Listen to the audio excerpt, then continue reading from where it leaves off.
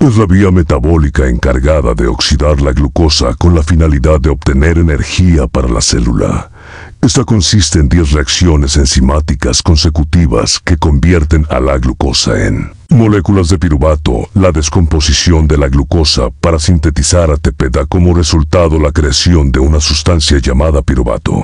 Estas moléculas de piruvato se reducen a lactato gracias a la enzima lactato deshidrogenasa y gracias a esto, los 2-NADH pasan a ser 2-NET para activar la glucólisis. A esto se le conoce como fermentación lactática o respiración celular. La regulación enzimática de la glucólisis se da en 10 pasos. La glucosa en el citoplasma pasa a ser glucosa-6-fosfato por las enzimas hexoquinasa y glucoquinasa, gastando un ATP.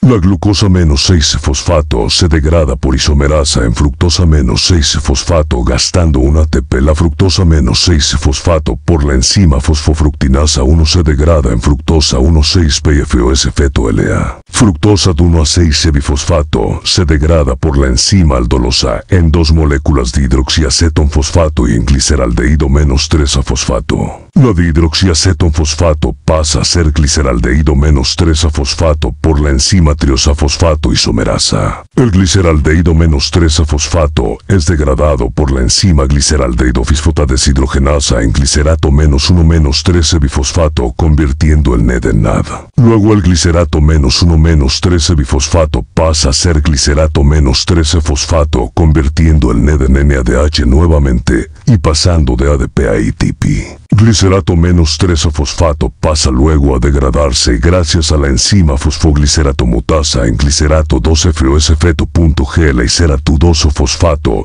por la enzima enolasa pasa a ser fosfoenolpiruvato. El fosfoenolpiruvato que gracias a la enzima piruvatoquinasa se convierte en piruvato, donde se obtiene del ADP, ATP.9. ¿Cuál es la importancia de la formación de las triosas? En la glucólisis las triosas son monosacáridos de 3 carbonos cuya fórmula química empírica es C3H6O6. Existen 2 triosas, el gliceraldehído 1-aldosa y la dihidroxiacetona 1-acetosa. Las triosas son importantes en el metabolismo porque conectan 3 vías metabólicas, la glicólisis, la gluconeogénesis y la vía de pentosa fosfato. 10. ¿Cuál es el producto neto de la glucólisis? El producto neto formado por la glucólisis es 2 moléculas de NADH en el proceso de beneficio energético, donde se da un desdoblamiento en el 6º paso de la glucólisis, donde entre los últimos pasos se logra obtener 2-ATP y en el paso final se obtiene piruvato. Por lo que el producto neto es 2-NADH, 2-ATP, 2-piruvato. Fase de beneficio rendimiento energético. Del 6º al 10º hay un desdoblamiento de 2 rutas. En cada ruta se genera 1 NAD, 2 ATP y un piruvato en un total de 2 NAD. 4 ATP, 2 piruvato por molécula de glucosa 14. ¿En qué paso del glucólisis se genera NADH y cuál es su destino? La glucólisis es la degradación de una molécula en glucosa que se metaboliza para producir piruvato, ATP y NADH. En este proceso libera energía que se utiliza para el metabolismo de la glucosa, la fructosa, la galactosa y de otros carbohidratos. La glucólisis genera NADH en la 6ª etapa del proceso. El gliceraldehído-3-fosfato se oxida con NAD para añadir unión fosfato a la molécula NADH con el fin de permitir que la glucólisis continúe, produciendo ATP para que éste llegue a la mitocondria. 15. Cómo la glucosa se convierte en fructosa en el ojo. La glucosa intracelular tiene varias alternativas metabólicas dependiendo de los requerimientos de la célula. En los órganos y tejidos que no requieren insulina para la captación de glucosa y en los cuales se presentan principalmente las complicaciones crónicas en condiciones de hiperglucemia: riñón, retina, cristalino, corazón y sistema nervioso central. La ruta preferencial de conversión de la glucosa es la vía del sorbitol, también conocida como la vía de los polyoles. En ella, La glucosa es transformada por la acción secuencial de dos enzimas, aldosa reductasa R-sorbitol deshidrogenasa SDH. La primera es la responsable de la reducción irreversible de la glucosa en sorbitol y requiere como coenzima la nicotinamida adenina dinucleótido fosfato reducido NADPH. Esa enzima controla la vía y se activa al estar en contacto con altos niveles de glucosa. Debido a lo anterior, aumenta la concentración de sorbitol y disminuye la disponibilidad de NADPH. La SDH, segunda enzima, cataliza la transformación del sorbitol en fructosa con la concomitante formación de nicotinamida adenina dinucleótido reducido NADH. Esta reacción es el punto crítico de la vía, con repercusión en las complicaciones diabéticas, tanto por la acumulación de los productos formados, NADH y fructosa, como por su reversibilidad. El sustrato es la glucosa. Entra la glucólisis por medio de fosforilación hacia glucosa 6-fosfato, catalizada por la exocinasa, usando ATP como el donador de fosfato. En condiciones fisiológicas, la fosforilación de glucosa hacia glucosa 6-fosfato puede considerarse irreversible. La glucosa 6-fosfato es un importante compuesto en la unión de varias vías metabólicas: glucólisis, gluconeogénesis, la vía de la pentosa fosfato, glucogénesis y glucogenólisis. En la ruta de la glucólisis existen tres pasos importantes de regulación, correspondientes con los tres pasos irreversibles y que están catalizados, respectivamente, por la exocinasa, la fosfofructosinasa -1 y la pirubatosinasa.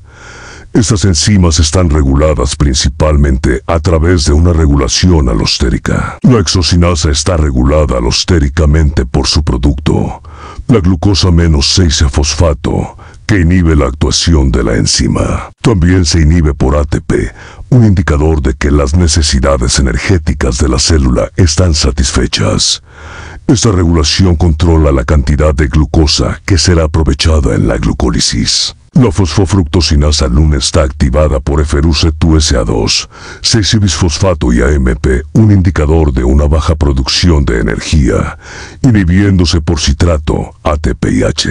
Los protones son un control para prevenir un posible daño por un incremento de la concentración de ácido, ya que el producto final de la glucólisis puede originar fácilmente ácido láctico, que podría ser causa de una acidosis. La fructosa -2,6-bisfosfato se produce por la acción de la fosfofructosinasa -2 o PFK2/FBPASA2, que es una enzima controlada por la acción de la insulina y el glucagón, lo cual permite un control hormonal de la glucólisis. Así, la insulina, una hormona que indica un alto nivel de glucosa en sangre, favorece la glucólisis y el resultado es que disminuye los niveles de glucosa en sangre, mientras que el glucagón actúa de forma opuesta inhibiendo la glucólisis. Los demás factores de regulación de la fosfofructosinasa -1 informan del nivel energético de la célula, de tal forma que si la célula tiene un bajo nivel energético, la glucólisis se incrementa y viceversa. Finalmente, el último paso regulado en la glucólisis es la fosforilación catalizada por la pirubatosinasa. Esta reacción resulta inhibida cuando hay suficiente ATP o existen otros combustibles como el acetilcoalanina, y está potenciada por la presencia de AMP y FRUC2SA1, 6-bisfosfato. Este último compuesto permite transmitir la información que regula el paso de la FRUC2-SA1. La pirubatosinasa presenta, además, una regulación por modificación covalente a través de un mecanismo de fosforilación y desfosforilación controlado hormonalmente por el glucagón. Cuando los niveles de glucagón son altos, se activa una proteína sinasa que produce la fosforilación y la consiguiente inactivación de la pirubatosinasa. La glucólisis se regula enzimáticamente en los tres puntos irreversibles de esta ruta, esto es, en la primera reacción GG6P, por medio de la exoquinasa, en la tercera reacción F6PF1, 6-EBP por medio de la PFK1 y en el último paso PEP-piruvato. Así, la insulina, una hormona que indica un alto nivel de glucosa en sangre, favorece la glucólisis y el resultado es que disminuye los niveles de glucosa en sangre, mientras que el glucagón actúa de forma opuesta inhibiendo la glucólisis por el piruvato quinasa. 20. ¿Cuál es principal enzima de la glucólisis? La principal enzima reguladora de la glucólisis es la fosfofructosinasa PFK1, ya que cataliza la fosforilación de la fructosa a fosfato con gasto de una molécula de ATP. Para mí el curso ha contribuido a fortalecer mucho en mis conocimientos y así aplicar lo aprendido, ya que esto empieza desde que el feto está en el vientre de la madre hasta la evolución en la vida diaria. Ese curso se dio con buenos métodos de enseñanza que nos ayudó a enriquecer mucho más nuestros conocimientos, costumbres de cada uno y un gran aporte para formarme como un gran profesional y poder empaparme de muchos más conocimientos nuevos que nos brinda el docente. Para seguir los avances científicos y tecnológicos, se requiere de una buena plataforma con